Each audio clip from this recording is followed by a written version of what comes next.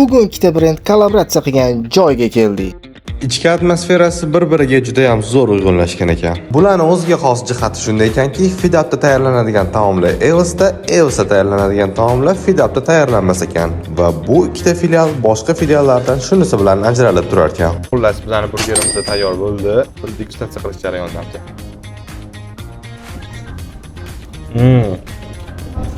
Burger sochli, noni ham yumshoq, ichidan karami kris-kris bo'lib turibdi.